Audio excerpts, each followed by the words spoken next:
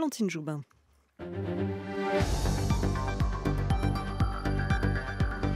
France Info. 17h, 20h, Ariane Grissel. Dans un peu moins de 2 minutes, la deuxième partie de ce débrief éco, nous parlerons des gilets jaunes et de la dette de la France. Ce sera après un rappel de l'info à 19h50. Claire Flochel. C'est plus que le nombre de gilets jaunes à Paris hier. 6000 manifestants réunis dans la capitale aujourd'hui. Mobilisation aussi à Alger et dans plusieurs villes d'Algérie contre un 5e mandat d'Abdelaziz Bouteflika à la tête de l'État algérien.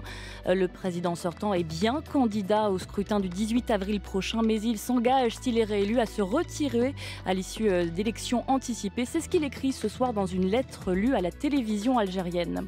À Quatsenheim, dans le Bas-Rhin, 200 personnes réunies ce matin pour dire non à l'antisémitisme. C'est dans cette petite ville que 96 tombes du cimetière juif ont été vandalisées le 19 février dernier.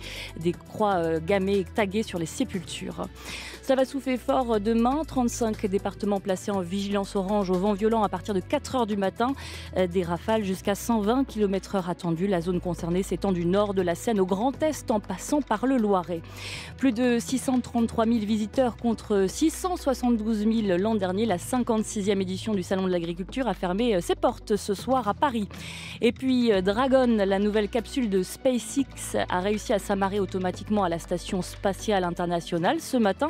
Le contact s'est fait à plus de 400 km au-dessus de la surface terrestre, au nord de la Nouvelle-Zélande. Une mission test sans astronaute pour vérifier que le véhicule fonctionne bien. France Info.